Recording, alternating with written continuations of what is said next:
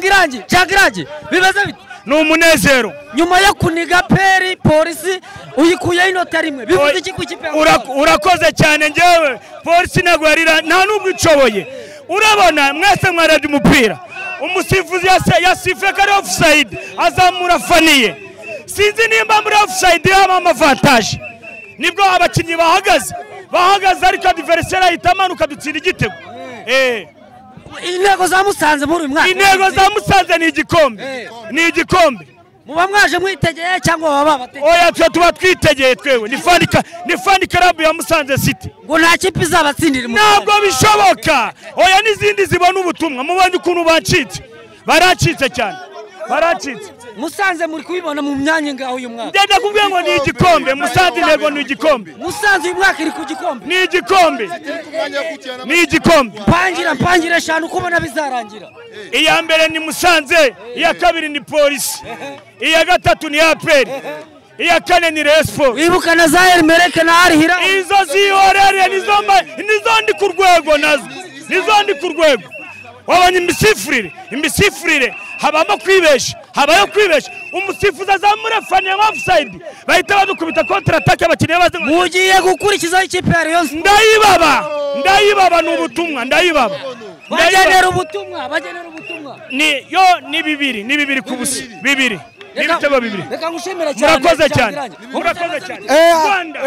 amazina yanjye ni Kidayida agakubita imbwa nini ku mashiga ikibwana cyo tamakenga naturutse kuri base ikipe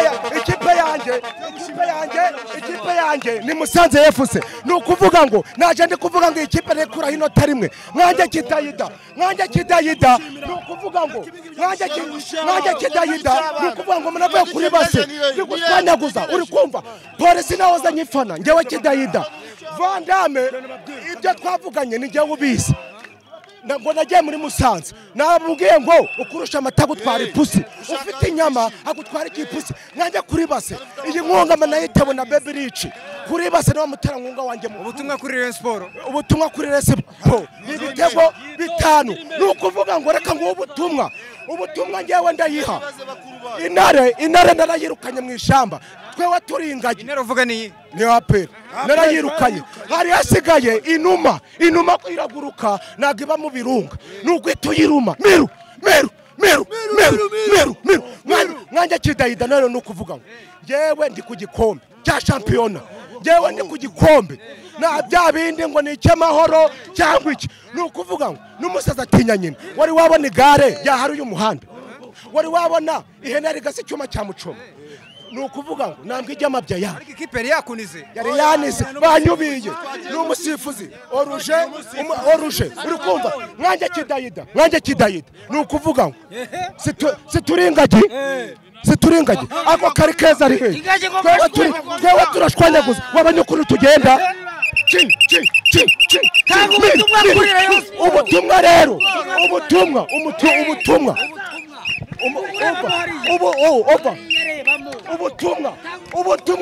ubutumwa ngewe ndayiha n'izina ry'Imana ingagi z'iwacu ni ukuvuga ngo ingagi z'iwacu ntabwo ishobora gufata igisiga ubundi iyi gisiga ntabwo gishobora guhabwa ingagi ni ibintu bidashoboka ubundi ubungubu urabona ukuntu ingagi bigenda wabonye ukuntu yagendaga mu kibuga nuko nguko yagendaga mu kibuga gutya igenda gutya iyo ni ingagi ariko ku munsi uzakurikira izadusura iwacu iyo ni Rayon Sports mugiye gukurikizaho ijambo rimwe kubare Rayon Sports yo ni bya bitego bitatu ntabwo tuzabirenza igitego kimwe Rayon Sports izatuzaho ubundi tusiga tuyihaye Musanze murayibona ku mwanya wa kangahe uyu mwaka wa shampiyona uyu mwaka ni ku mwanya wa mbere kuko niyo ntego yacu mwanje Kidayida gutoka kuri base agakubita imbwa ubase warawe mwabonye ingagi kinigisha ijabura n'ingagi wazibonye ibi byishimo bigiye gukomereza hehe ni kuri Rayon Sports izajya ibitego bine ni itari y'ibitego bine Burundi baravuga ngo